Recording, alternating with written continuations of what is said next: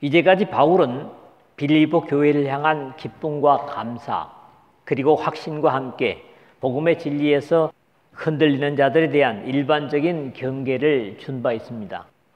그러나 이 마지막 장에서는 개인적인 것들과 함께 직접적인 권면으로 교회의 부조화를 깨뜨리는 사람들의 이름들까지도 구체적으로 거론하는 것을 볼 수 있습니다.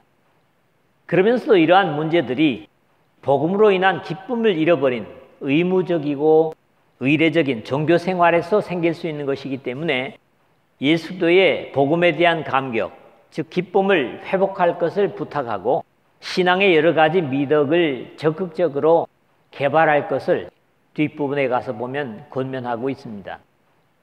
그런 다음에는 시작에서 끝까지 자신의 복음을 위한 사역에 동참한 것에 대한 감사를 다시 한번 확인하고 문안과 축복으로 감사로 마무리하는 것을 봅니다.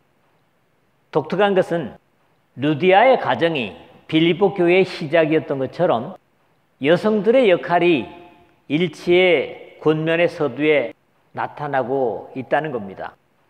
유오디아나 순두계 같은 인물들도 바울 서신 속에 교회의 전체적인 인도와 관리가 남성들에 의해서 이루어지는 것이 일반적인데 분열에 대한 문제에 있어서 여성들이 거론되고 있는 것은 역시 공적인 직분을 허락하지 않은 이유가 되기도 한 것으로 보입니다. 디모데전서 2장 11절에서 15절 같은 내용들을 보면 그렇죠. 이 말씀을 통해서도 교회의 일치와 지체 간의 귀중성을 확인하고 복음을 위한 헌신과 역할을 확인하는 감사의 교훈이 되었으면 합니다.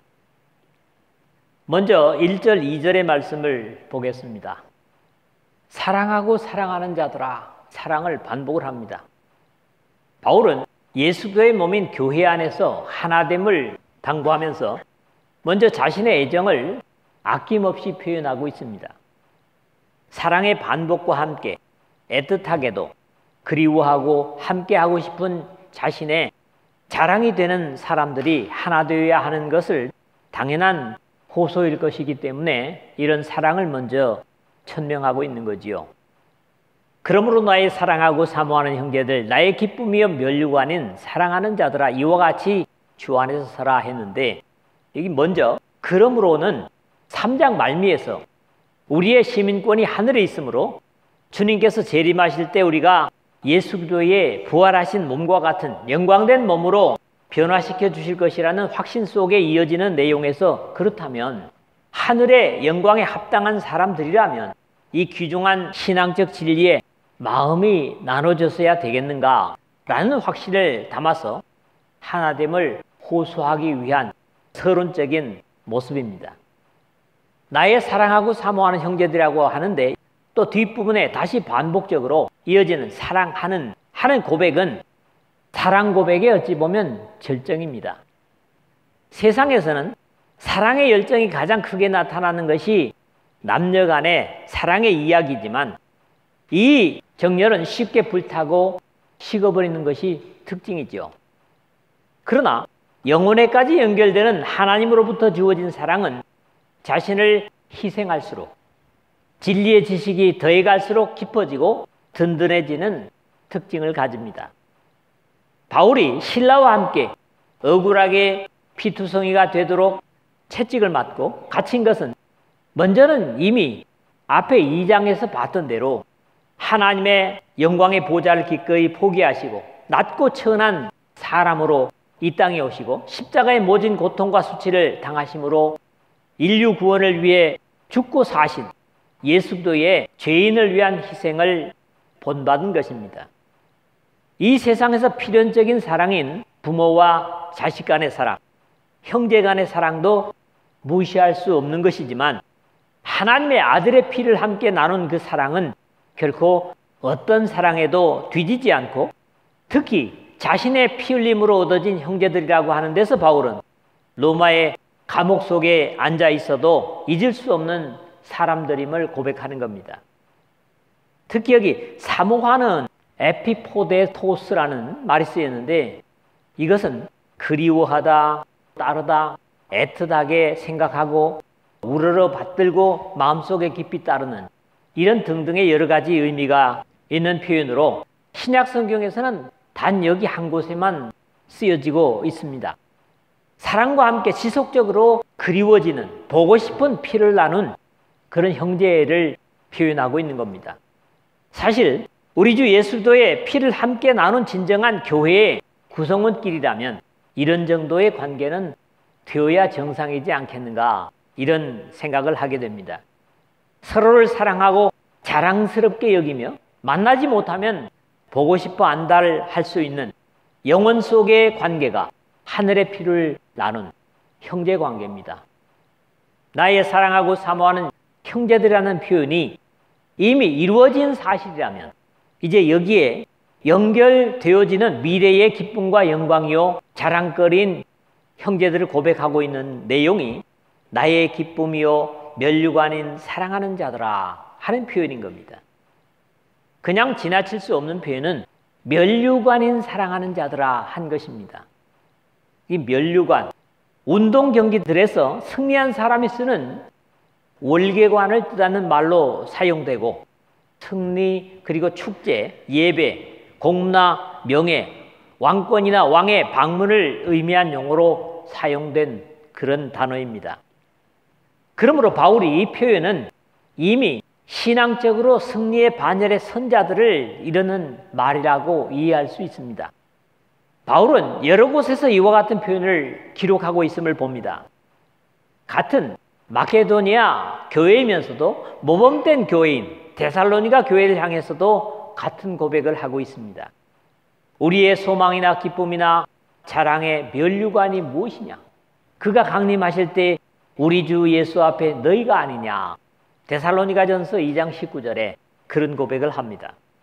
결국 바울 자신이 예수 그리스도 앞에 갔을 때 하나님께서 주신 은혜를 힘입어 역할한 결과, 즉 열매가 저들이라는 확신을 증거하고 있는 겁니다.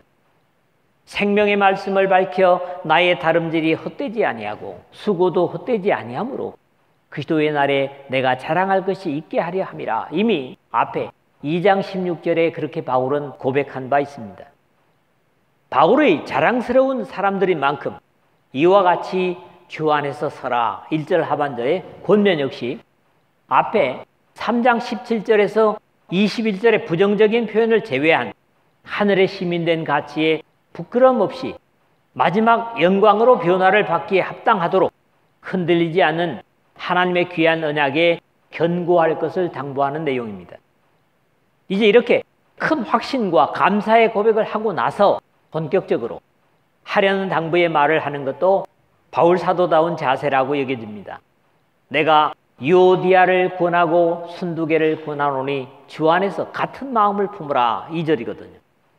사도행전 17장에 데살로니가나 베레아에 나타나는 대로 마케도니아의 여인들은 유대 사회와는 크게 다르게 여자의 이름으로 재산을 소유하는 것이 가능할 정도로 영향력이 있었던 것으로 여겨집니다. 그런 영향력이 복음에 미친 두 것을 참고를 하면 그 중의 어떤 사람, 곧 경건한 헬라인의 큰 무리와 적지 않은 귀부인도 권함을 받고 바울과 실라를 따르나 사도행전 17장 4절입니다. 또 그 중에 믿는 사람이 많고 또 헬라의 귀부인과 남자가 적지 아니하나 17장 12절에 같은 기록이 있습니다. 내가 요디아를 권하고 순두개를 권하노니 주 안에서 같은 마음을 품으라. 여기 이름이 거론되는 두 여인이 교회 분열에 앞서 있지 않았나 하는 추측을 해볼 수 있는 것 같습니다. 요디아, 유하면 잘, 좋은 그런 뜻이고 호도스, 길이라는 말이죠. 이 두 단어가 합쳐진 말이에요. 그래서 좋은 여행, 순조로운 여행 또는 향기라는 의미도 있습니다. 그리고 순두개는 사고, 우연히 생긴 일, 이런 의미를 가지는 전혀 두 여인이 이름의 의미조차도 상반된 그런 것을 봅니다. 대사도는 이 두 여인에게 정중히 부탁하는 것을 봅니다.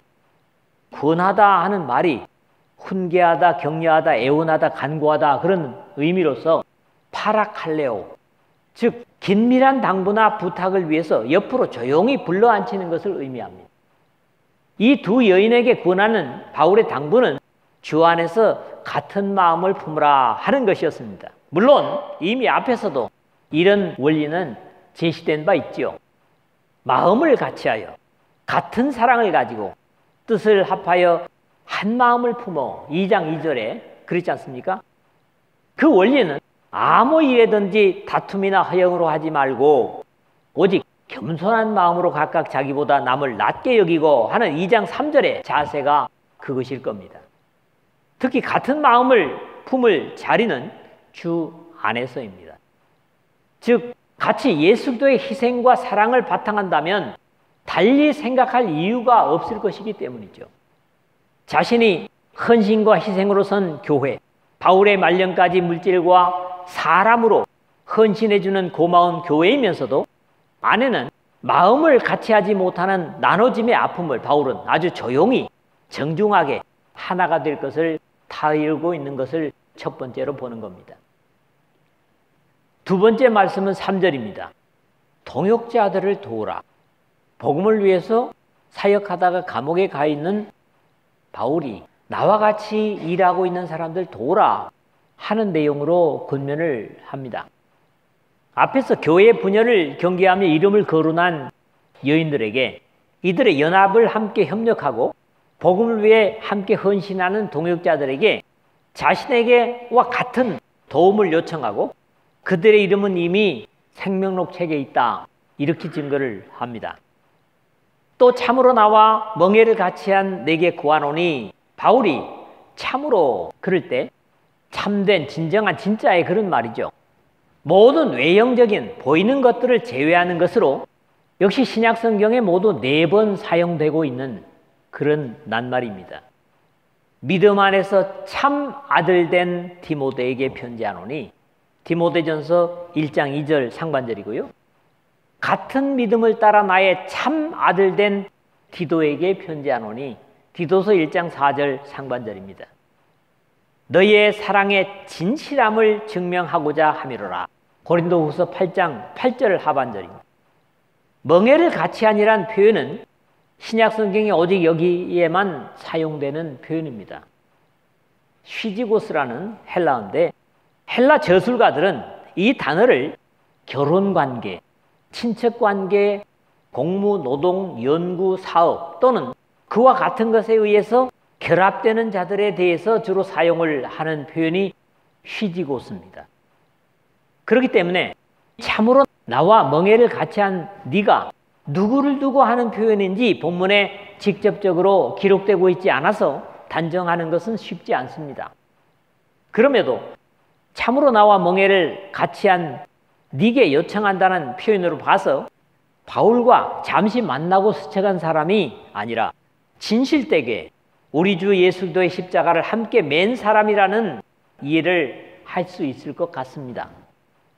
이렇게 정리를 해서 바울과 함께 복음을 위하여 십자가를 함께 맨 사람들로 바울이 빌립보 성도들을 도우라는 요청을 하고 있는 것으로 봐서 분명히 빌립보 교회와 관련이 있는 인물임에는 틀림이 없는 것 같습니다. 간략하게 짐작해 보기로는 지금까지 이 사람들을 귀하게 여기라고 하는 디모데, 에바브로디도, 누디아 구체적인 인물이 거론되고 있지 않기 때문에 그의 이름을 쉬지고스라는 이름을 가진 그런 인물로 이해하기도 합니다. 복음에 나와 함께 힘쓰던 저 여인들을 돕고 3절 중간에 라는 표현은 앞에 분파에 거론된 두 여인은 요디아와 순두개를 마음에 두고 하는 표현이라는 이해가 지배적입니다. 교회에 적극적이지 않은 사람들은 문제를 만들지도 않기 때문에 이런 이해를 하게 됩니다. 그러므로 복음에 나와 함께 힘쓰던 저 여인들을 돕고라는 요청도 이 여인들의 분쟁 문제를 해결하는데 도움을 주라는 그런 표현으로 들리기도 합니다. 또한 글레멘드와 그 외의 나의 동역자들을 도우라. 3절 중간에 있는데 글레멘드, 온순한, 자비로운, 고마운, 다행스러운 일 이런 의미를 가지는 이름입니다. 이름만큼이나 귀중한 인물이기 때문에 그의 복음적인 역할을 협력하라는 부탁이고, 그 외에도 바울의 동역자들은 복음을 위한 헌신자들이기 때문에 돕는 것은 당연한 믿음의 과제일 것입니다. 특히 도움을 주라고 하는 사람들을 그 이름들이 생명책에 있는지라 3절 하반절에 증거함으로써 하나님 아버지께 인정받는 사람들임을 나타내고 있습니다. 구약 성경에서나 신약 성경에 모두에 이 생명체계에 관한 기록들이 두루두루 나타나는 것을 보는데, 이 시간에 뭐 다 소개할 수는 없고 출애굽기 32장 32절에서 33절이라든가 시편 69편 28절, 다니엘서 12장 1절, 그리고 누가복음 10장 20절에도 예수님께서 귀신들이 너에게 복종하는 것을 기뻐하는 것보다는 하늘에 너의 이름이 기록된 것을 기뻐하라 하는 구체적인 내용들도 봅니다. 가장 구체적으로는 이기는 자는 이와 같이 흰옷을 입을 것이요 내가 그 이름을 생명책에서 결코 지우지 아니하고 하는 요한계시록 3장 5절 상반절 말씀과 13장 8절, 20장 12절, 20장 15절, 21장 27절 요한계시록의 이 생명책에 대한 기록들이 더러더러 보이고 있습니다. 이 인류 역사에서 어떤 일보다도 죄인을 구원하는 복음의 일에 협력하는 것보다 귀한 일은 없을 겁니다. 그런 생명의 일을 행하는 자들의 수고나 공로는 세상이 알아주지 못하지만 하나님의 생명록 책에 그 이름을 흐리지 않으리라는 약속을 바울은 이렇게 은연중에 우리에게 말씀해주고 있습니다. 세 번째 마지막으로는 4절에서 5절입니다. 기뻐하라, 기뻐하라. 1세기의 박해 속에서도 그리스도인들은 자신들의 믿음을 지키고 다른 사람을 구원으로 이끌고자 예수께서 명령하신 사명을 잘 감당하기 위하여 최선을 다하는 가운데서도 너무나 힘들고 가혹한 현실로 인해서 하나님께서 거저주신 구원의 기쁨을 잃을 수 있었던 것 같습니다. 그런 이유에서 무엇보다도 각 사람의 노력으로 불가능한 하나님의 은혜로 거저받은 구원을 기억하고 기뻐하는 것이 당연함, 이 빌립보서의 주제이기도 한데 바울은 이 마지막 부분에서도 이를 다시 확인해 주고 있습니다. 빌립보서는 모두 4장이죠. 절수로 따지면 전부 104절밖에 안 됩니다. 이 편지에 기쁨이라든가 기뻐하라는 그런 표현이 무려 12번이나 쓰여지고 있어서 8, 9절마다 한 번꼴로 쓰여진 것을 이해할 수 있습니다.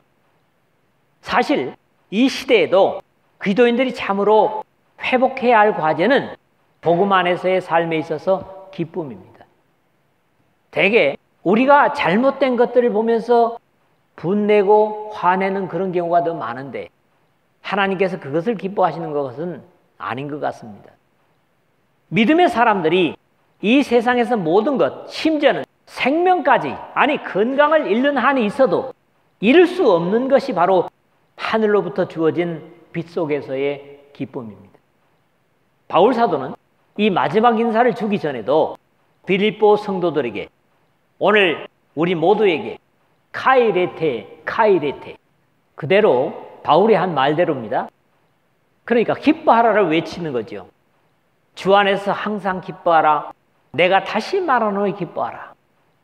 기쁨의 이유를 다음 시간에 다루게 되겠지만 먼저는 기뻐할 수 있는 위치와 그 잃어버린 기쁨을 환기시키는 바울 사도의 당부를 함께 확인할 필요가 있을 것 같습니다. 먼저는 기쁨의 위치와 시기에 대해서 주 안에서 항상 기뻐하라 하는 권유입니다. 세속적으로 웃음은 때로 유치할 수 있고 다른 사람들에게는 오히려 거북스러울 수도 있는 것으로 들리기도 하죠. 그게 개그입니다. 그럼에도 주 안에서의 기쁨은 다른 사람들에게까지도 상쾌함을 끼칠 수 있는 기쁨입니다. 바로 전에까지도 교회의 분열에 대한 안타까움을 이야기하였지만 그것조차도 예수 그리스도의 몸된 교회, 하나님의 나라인 교회 속에서 기쁨을 잃게 할 수는 없음을 상황적으로 이해하게 됩니다. 이 빌립보서의 기쁨은 모두가 한결같이 너희가 주 안에서 모든 기쁨으로 그를 영접하고 2장 19절에 나의 형제들아 주 안에서 기뻐하라 3장 1절에 내가 주 안에서 크게 기뻐함은 이제 다음에 볼 4장 10절에 기쁨의 위치를 보여주고 있습니다. 주 안에서 기뻐하라는 겁니다. 기뻐할 수 있는 시기도 항상 기뻐하라는 지속되는 기쁨입니다. 세상의 기쁨은 좋은 일이 생기면 자연적으로 기뻐할 수 있습니다. 그럼에도 이 세상에서는 항상 좋은 일만 있을 수 없는 것이 사실이기 때문에 육신적인 형편에서는 기복이 심할 수밖에 없습니다. 아침에 웃다가 저녁에 울 수도 있는 것이 우리 육신의 삶의 인생이죠. 바울은 기쁨을 잃어버린 듯한 빌립보 교회 성도들에게 반복해서 권면하는 겁니다. 내가 다시 말하노니 기뻐하라. 고난과 어려움으로 울고 있는 지체들에게도 다시 일깨우는 권면입니다. 세상의 변화에 좌우되는 기쁨이라면 그것은 분명 하나님으로부터 주어진 생명의 주 예수 그리스도로부터 온 기쁨이라고 할 수 없을 겁니다. 물론 그렇다고 오늘날 웃음 치료사들 같은 사람들이 억지 웃음을 웃게 해서 마음을 바꾸는 그런 요청은 분명히 아닙니다. 주님 안에서의 기쁨은 끊임없이 하늘로부터 주어지는 구원에 대한 감격이기 때문에 우리의 형편에 관계없이 영원에 대한 약속과 상급으로 인해서 기뻐할 수 있는 우리가 세상의 안타까움을 보며 낙심할 때에도 성령께서 일깨워 주시는 기쁨인 겁니다. 내가 다시 말하노니 기뻐하라. 이 말씀은 오늘 우리가 같은 믿음의 백성이라면 역시 같은 기쁨을 소유해야 하는 것은 당연하기 때문에 오늘 나에게, 우리에게 기쁨을 확인하는 말씀이기도 합니다. 우리 자신들을 봅시다. 지금 나에게 구원의 감격과 기쁨이 진정으로 있는가? 웃고 있는가? 내가 다시 말하노니 기뻐하라. 우리의 저 마음의 언저리에 가라앉아 있는 기쁨을 일깨울 필요가 있습니다. 끌어올릴 필요가 있습니다. 빌립보 교우들의 여기에 대한 모범님이 바울과 실라로부터 보아온 사실이었습니다. 많이 친 후에 옥에 가두고 간수에게 명하여 든든히 지키라 하니 그가 이러한 명령을 받아 그들을 깊은 옥에 가두고 그 발을 착고에 든든히 채웠더니 한밤중에 바울과 실라가 기도하고 하나님을 찬송하며 죄수들이 듣더라. 사도행전 16장 23절에서 25절의 실제적인 내용입니다. 이 모습이야말로 진정한 기쁨의 표현이었고 이런 상황을 거친 바울이기 때문에 내가 다시 말하노니 기뻐하라는 명령을 당당히 할 수 있었을 것입니다. 어떤 상황에서든지 기뻐 찬양할 수 있다면 그것이 바로 하늘로 주어진 기쁨이고 또 이런 감옥에 갇히고 억울하게 맞는 상황 속에서도 찬양할 수 있다면 기뻐하지 못할 상황이나 이유는 없을 겁니다. 이 상황을 찬송으로 만든 노래가 있죠. 주수길이라는 분이 쓴 시, 자신이 곡을 붙였습니다만 울고 있는 형제여 왜 찬송을 잊었는가? 어둠 속의 찬송은 기적을 부른다오. 바울과 실라가 빌립보 감옥의 문을 찬송으로 열었다오. 고통의 문을 찬송으로 너희 관용을 모든 사람에게 알게 하라. 주께서 가까우시니라. 5절의 말씀인데 어쩌면 여기서부터는 기쁨의 방법과 이유를 다음 시간에 연이어 다루게 될 7절에까지 계속 말하고 있는 것을 보게 될 것입니다. 여기 눈여겨봐야 할 낱말은 관용입니다. 관용은 잘 알죠? 온유한 친절한 참을성 있는 그런 에페이케스라는 히라버가 쓰여지고 있습니다. 바울은 이 관용을 그리스도의 것이라고 고백합니다. 나 바울은 이제 그리스도의 온유와 관용으로 친히 너희를 구원하고 고린도후서 10장 1절 하반절이죠. 야고보는 이 관용이 오직 위로부터 난 지혜는 첫째 성결하고 다음에 화평하고 관용하고 양순하며 긍휼과 선한 열매가 가득하고 편견과 거짓이 없나니 야고보서 3장 17절에 라고 해서 땅에서 생긴 것이 아니라 하늘로부터 주어진 것임을 증거합니다. 진정한 관용은 죄에 대해서 하나님을 진노케 하는 사람들에 대해서 오래 참으시고 용서하시고 긍휼히 여기시는 하나님의 관용이실 겁니다. 우리가 또 그의 백성이라면 당연히 그리야 될 줄로 믿습니다. 이 실제적인 당부들을 보게 되는데, 먼저는 교회 지도자들의 덕목에서 구타하지 아니하며 오직 관용하며 다투지 아니하며, 디모데전서 3장 3절에 장로의 자격에 말하고 있고, 아무도 비방하지 말며 다투지 말며 관용하며 범사의 온유함을 모든 사람에게 나타낼 것을 기억하게 하라. 디도서 3장 2절 가르침을 디도에게 당부합니다. 우리 믿음의 사람들이 참는 것이 중요하고 또 하늘로부터 주어진 것인데 그것이 잘 안 되는 것도 사실이죠. 우리가 영적인 사람들이라면 참고 견디는데 역시 바울처럼 고백할 수 있을 겁니다. 우리에게 마르지 않은 기쁨은 세상으로부터는 오지 않습니다. 사랑과 은혜가 무한하신 하나님께로부터만 옴을 확신할 필요가 있습니다. 말씀을 간략하게 맺겠습니다. 우리의 믿음의 삶에 확인해야 할 것들이 오늘 바울을 통해서 주시는 권면들입니다. 우리 교회의 지체들 서로 간에 나의 사랑하고 사모하는 형제들, 나의 기쁨이요 면류관인 사랑하는 자들아 하는 고백이 자연스럽습니까? 이것이 가능할 때 주 안에 견고히 서는 교회가 될 것입니다. 복음을 위한 일이라면 어떤 일에든지 진실되게 멍에를 같이 하고 이런 일에 힘쓰고 돕는 것이 같은 주님이신 예수 그리스도를 따르는 진실된 믿음의 백성들인 겁니다. 이런 자세라야 이름이 생명책에 흐리지 않은 상태로 기록된 사람들일 것입니다. 오늘 예수 그리스도를 믿고 섬기는 것이 혹시라도 부담스럽지 않은가 점검할 필요가 있습니다. 구원의 감격으로 기뻐한 때가 언제인가를 확인할 필요가 있습니다.